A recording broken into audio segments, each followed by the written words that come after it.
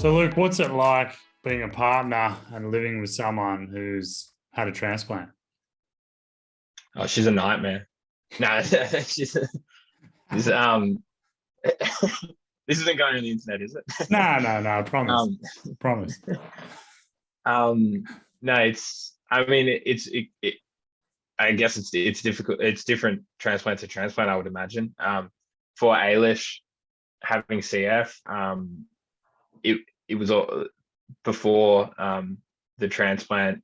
There were things that she had to do. She had to do sort of like breathing machines every day for about up to like 3 hours. She had to do them, really noisy machine that she'd have to wake up and sit on for an hour and a half in the morning, and again before we went to bed. And we kind of based our days around that, and sort of thought, okay, we have to get home at this time so that she could do that and we can get to bed at this time. But there were always things that had to be done.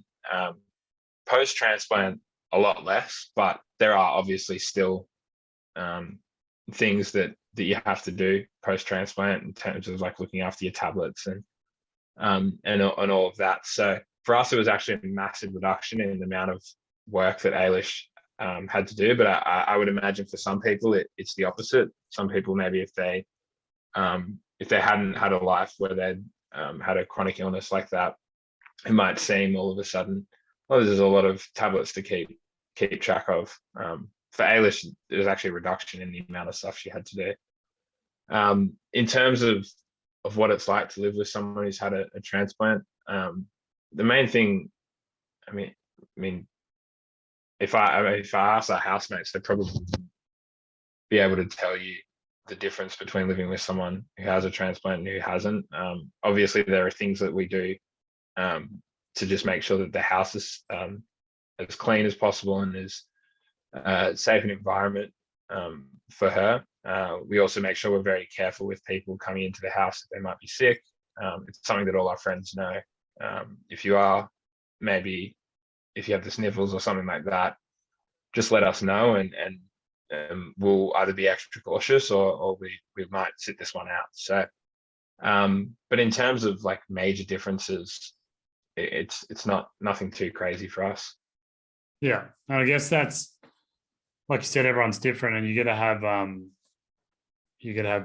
as time goes on and things improve, it can get easier in the way that you can, might not be as worried about certain things. I know that was the case for me. I was sort of really quite concerned the first few years about everything, and every time someone had a runny nose and everything like that. And then after a period of time, you do see some of the runny nose, and then you don't get sick, and you're like, oh, okay. And your complacency can step in a little bit there. So it's about finding that balance and working out what works for you, because you still want to have enjoy your life, a good quality of life, but you don't want to put yourself at risk either. So it's all in balance.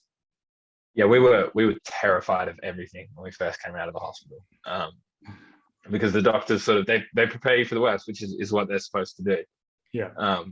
And we were so scared of everything. And then you kind of, like you said, you live your life and you realize, okay, this is like it's a normal life. And I would say we live a normal life.